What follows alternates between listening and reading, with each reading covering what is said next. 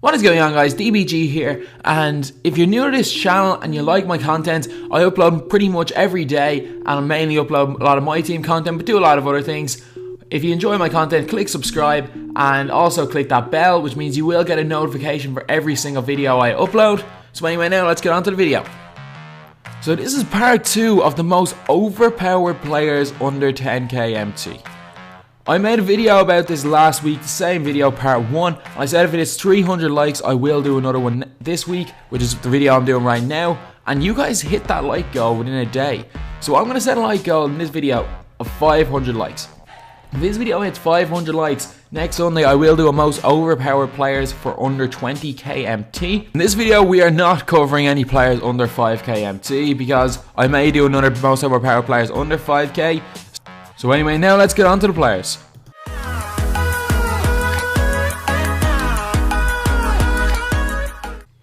So first up we have got Sapphire Kevin Durant.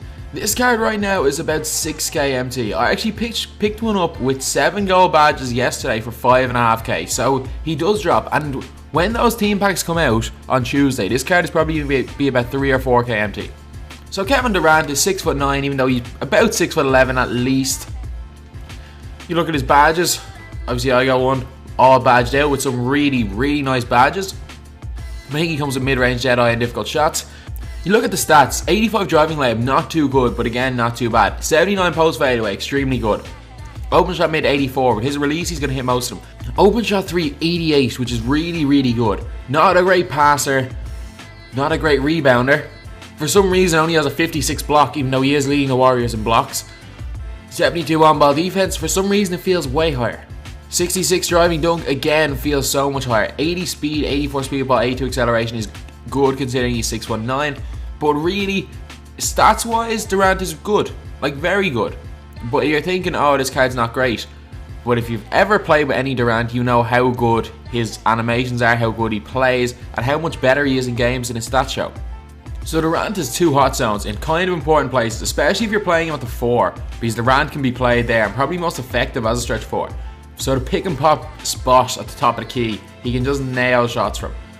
Durant has a really nice easy release, not too slow, not too fast, and he can just shoot from absolutely anywhere. He's not the easiest person to get green lights with, but it's very rare that you completely miss time of release with Durant. Everything is close to the line and every shot he takes is a good chance going in.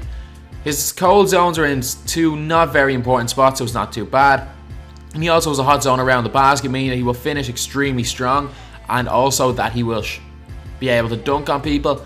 So Durant, pretty much, I would use this card as a stretch 4 because these hot zones are so OP for pick and pops.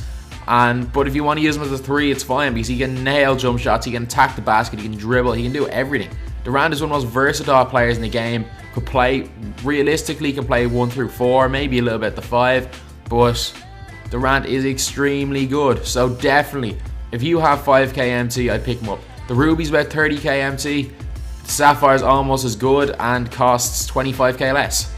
Here's just a couple of game clips showing what Durant can do. Durant can handle the ball extremely well. It actually feels a lot faster than his ratings suggest and just shoots the lights out. Attacking the basket, Durant is extremely good, but mainly this card is a shooter. Shoots really well from 3, shoots really well from mid, but if it's needed to do other things it can. Just an extremely good all-around card.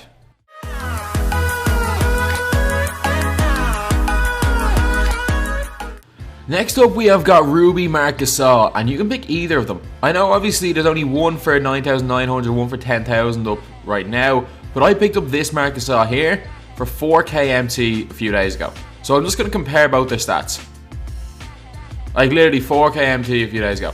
So this Marc Gasol is better offensively and the same defensively, the one on the right, but the other one has 13 gold badges, which makes it probably a much better card. So if I was picking, I would pick up the lockdown one, and I'm probably going to go sell my normal Marc Gasol and pick up the lockdown one instead.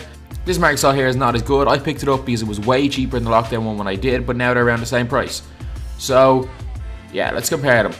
So stats wise, basically identical, except this Marc Gasol, the Moments one is a little bit better at shooting, much better draw foul of 85, open shot mid 92, contested 90, open shot 3 88 instead of 84, like 88 open shot 3 for center, 92 open shot mid, and a 90 free throw. absolutely insane. As well as having good rebound, not a bad block. 69 is not that bad a rating, especially when you're 7'1", and with a 90 shot contest that helps a lot. 88 on-ball defense, 94 low post defense is exceptional. And this Marc Gasol, whichever Marc Gasol you pick, is going to be one of the best centers in the game. Can play inside and out, can defend, can hit free throws. You can keep him in at the end of the game, and they're just extremely good cards to use at 2K. So Marc Gasol does not have any cold zones. His hot zones are in mid-range, so decent for pick and pops, but Marc Gasol's release is just nice. It's a little bit long, a little bit hard to get used to, but when you get used to it, it's going to be green so often. When Marc Gasol is open, he's hitting a shot 8 times out of 10 from everywhere. He's got that hot spot around the basket, which is definitely helpful for a post player, meaning that he can score really well inside, get a lot of standing dunks, a lot of standing layups. He's got decent enough hot spots for mid-range. I know these spots aren't as important. You'd rather have him in the corner, but win some, you lose some. From the corners, Marc Gasol is just money. It's rare that Marc Gasol will miss a corner jumper. And it's rare, to be honest, when he's wide open that it's not a green light. His release is that nice. Marc Gasol, personally, I've had the most success using the Emerald with its dynamic duo, but this Ruby is actually a really good card, and I'm starting to use it and like it more and more. But yeah, Marc Gasol is just for a center. Like, he can score inside, really nice post hook, not decent enough post fade, not the greatest. He can score outside with that really nice 3-point shot. I can do basically everything you want from a center. You can rebound, defend, score inside, outside, shoot. Just unbelievable card. So this is just a few clips in game of Marc Gasol. Basically, he's just going to stand in the corner. He actually, even if you're in 5-out or not, he kind of drifts to the corner. Good finisher and a really good free throw. If he gets fouled, he's going to make it. Inside, he's really good. And he also excels as a pick and popper, one of the best in the game. A great all-around center that you need to try out.